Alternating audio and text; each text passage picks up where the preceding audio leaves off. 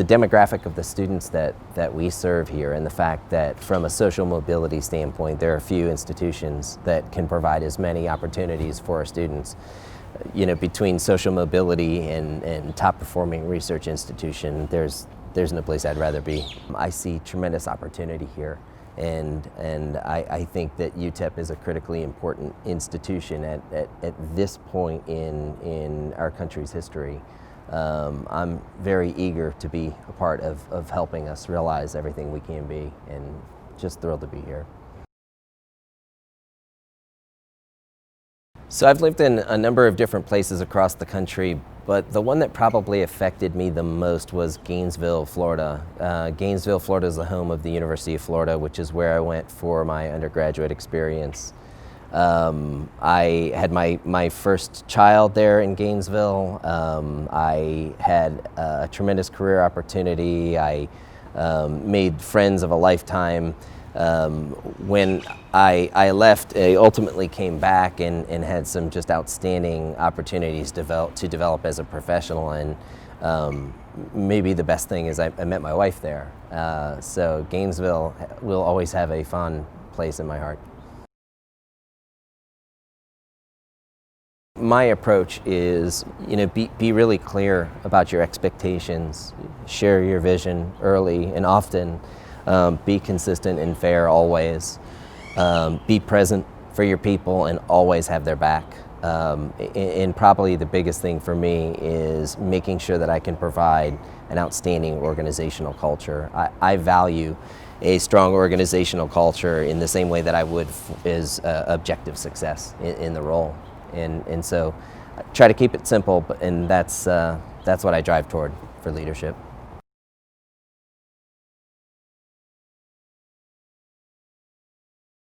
I became a single dad my junior year in college, and things just looked different. I worked at a grocery store. I would get up at 3 in the morning, go to work at 4, off at noon, shower and off to class, and take my son to daycare.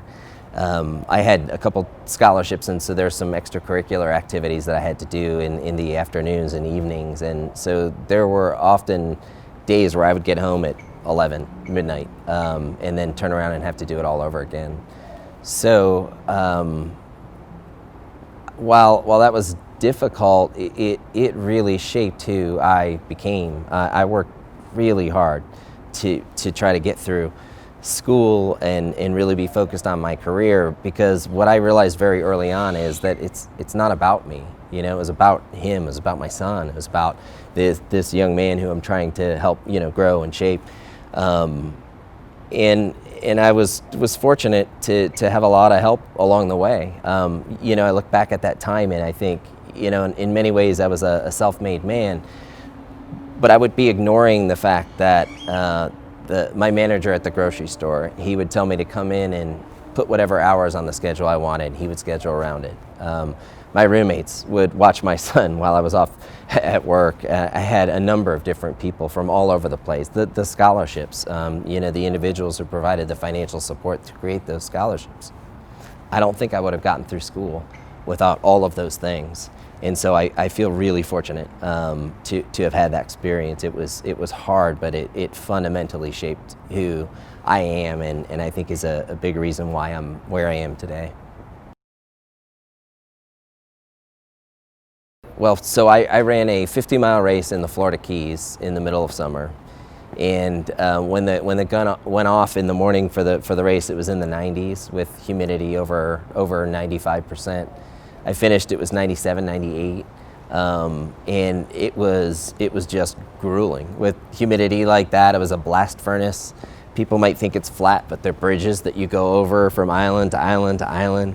But I did well. I grew up in Florida, so I trained in the Florida heat, and I was used to it. I ended up placing 3rd in my first ultra race.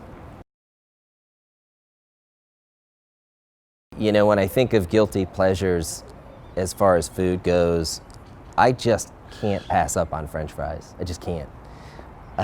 I could cut out all other carbs, but French fries, in particular poutine, where if you're not familiar with what poutine is, it's French fries covered in gravy and cheese curds.